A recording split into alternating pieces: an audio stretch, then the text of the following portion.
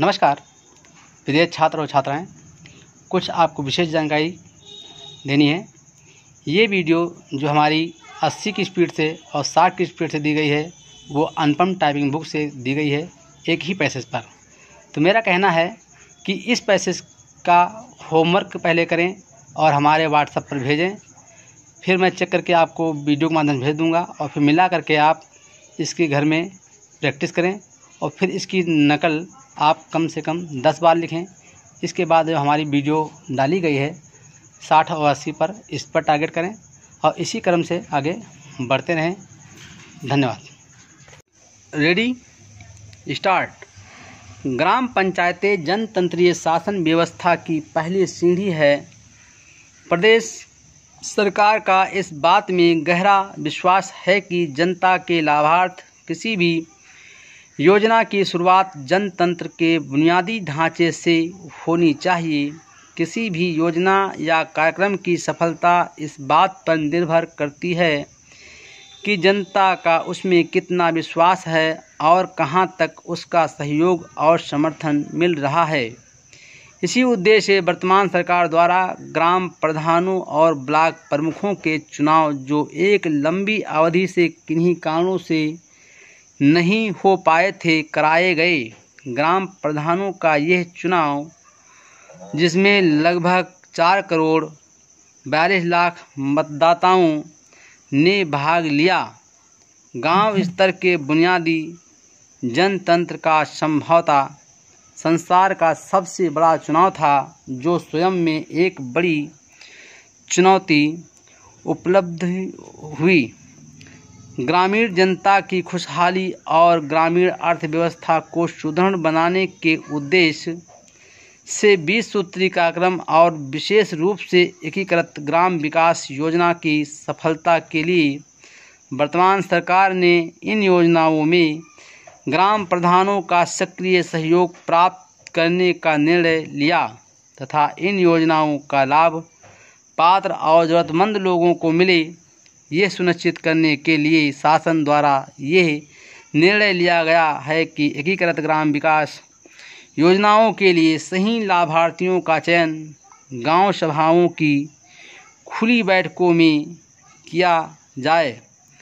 पंचायत राज संस्थाओं के सुदृढ़ीकरण और उनकी आय में वृद्धि करने के लिए एक प्रोत्साहन योजना के अंतर्गत चालू वित्तीय वर्ष में 2,88,000 रुपये की धनराशि स्वीकृत की गई है। इस योजना के अंतर्गत जिले की 3 सर्वश्रेष्ठ ग्राम सभाओं को, जो अपनी आय में करों, शुल्क, भूमि प्रबंध, संपत्ति और अन्य साधनों से गत 3 वर्षों की तुलना में सर्वाधिक वृद्धि करेगी, उन्हें पुरस्कृत किया जाएगा।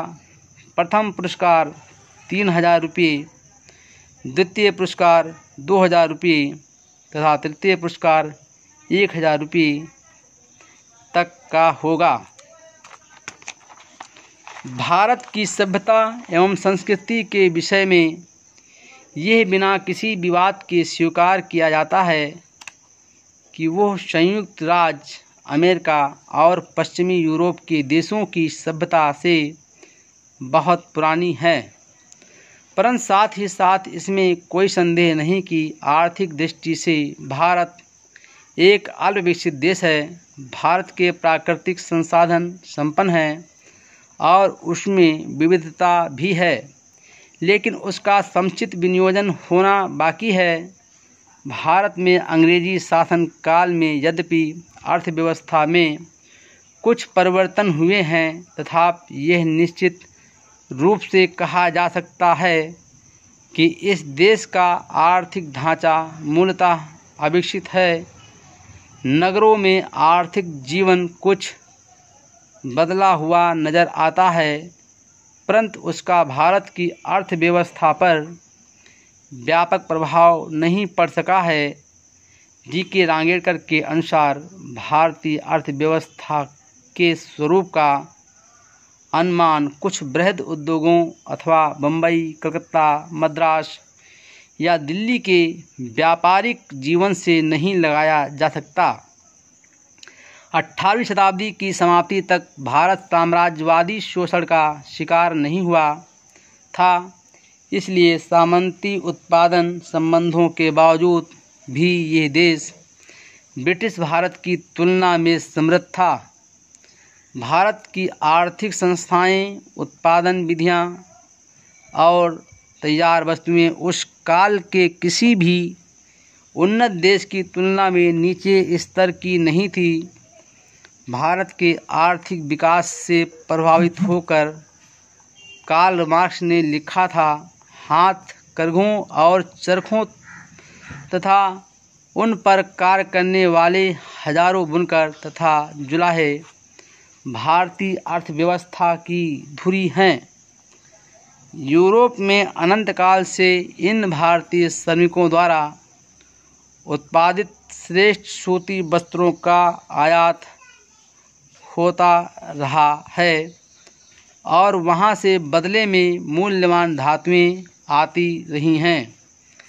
इसका भुगतान भारत को स्वर्ण और रजत के रूप में मिला करता था।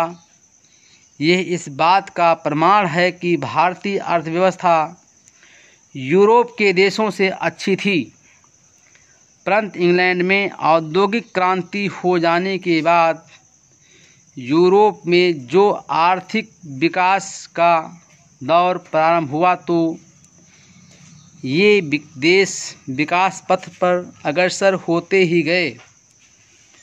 तभी इस काल में अंग्रेज़ों को भारत में अपना प्रभुत्व स्थापित करने में सफलता मिल गई। अंग्रेज शासकों ने भारतीय अर्थव्यवस्था के विकास में न केवल बाधाएं डाली, वरन यहाँ के ढांचे को नष्ट कर इंग्लैंड की पूरक अर्थव्यवस्था को जन्म दिया। Full stop.